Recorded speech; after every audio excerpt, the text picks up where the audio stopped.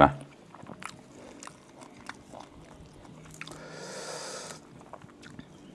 ปองตัวตาวนะทอดแกะ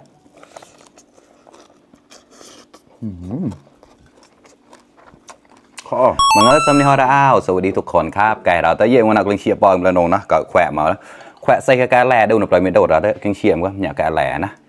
แขวะใส่เฉยๆก็ได้จุลสมุนปลานะแกงผักน้ำครับแล้วก็อะไรใส่ปลากระป๋องครับมีน้ำพริกปลามานิดหน่อยเงาผู้เชียร์มาเราเลยเชียร์มาโนนะเราแกะเราได้เยอะเชียร์ก็อันนับนะอย่าก่อนสบายให้เราได้เยอะผักกุมดองครับมาแซ่บๆด้วยกันครับก็นุกแรกวิเชียร์ที่ผ่านเดินไลน์เดินแชร์มาต่อเราต่อเครื่องเชียร์กับหมูจอนะสดจำลังแกลเราแกลนะมีเด่นตัวเย็นนะเปาเชียร์ละแกลนะเราอีกลายครับช่วยรักแกะแกลนะแบจอนเตาติดพูนนะคลุกให้เข้ากันครับ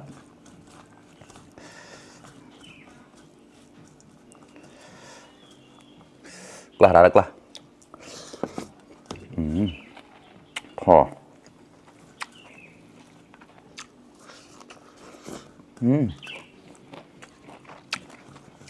อร่อยมากลงแบ่ง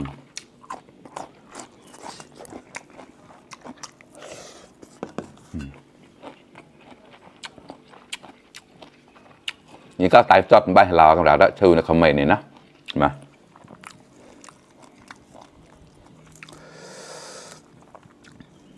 ปองตัวตาวนะทอดแกะ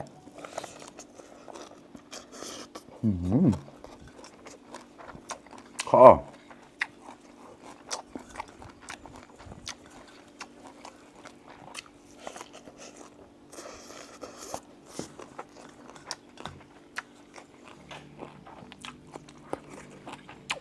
บางบ่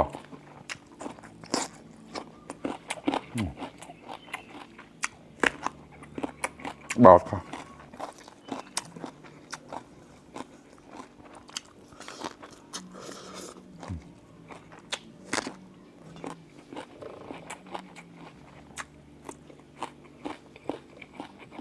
ปลาไม่โดด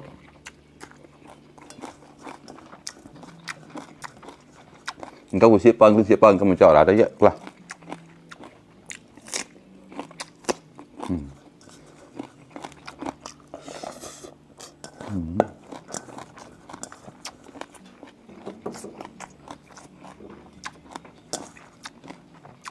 ปลาเสียแขวนนะ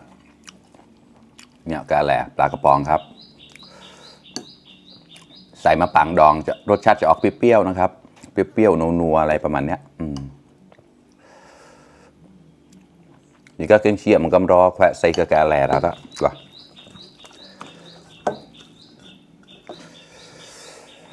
ใช่มันก็แล้ว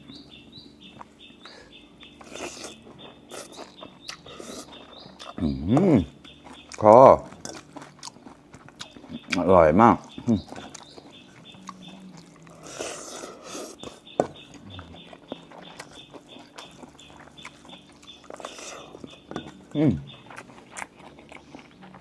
บ้าง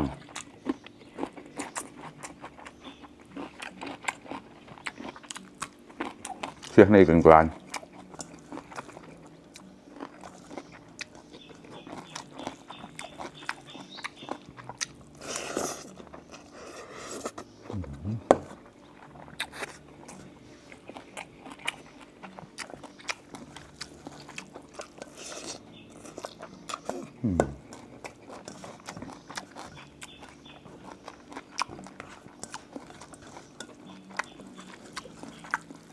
มาคำโต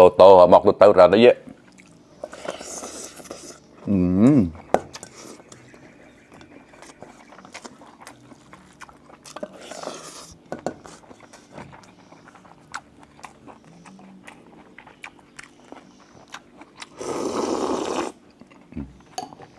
คอ